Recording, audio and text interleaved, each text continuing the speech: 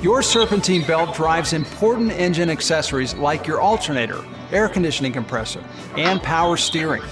In some vehicles, it may also run the power brakes or water pump. The Serpentine belt is powered by the engine and winds around pulleys and the accessories. Some vehicles have two Serpentine belts. The Serpentine belt, the belt tensioner, which maintains the appropriate tension on the belt, and the idler pulleys are together known as the accessory drive system. This accessory drive system will just wear out over time. That's why your manufacturer has a scheduled belt replacement interval. As the belt wears, it loses some of its grip, and the accessories may not spin at optimal speeds. For example, if your alternator doesn't spin fast enough, the battery will not completely recharge while you're driving, and you could end up stranded with a dead battery.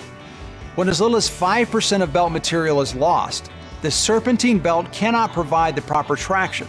This will stress all of the accessories it powers, leading to premature wear and possible early replacement of these accessories. Here's a tip. The service life of the belt tensioner is the same as the Serpentine belt itself, so they should always be replaced together. A worn tensioner prevents the accessories from spinning properly, leading to premature wear and noise.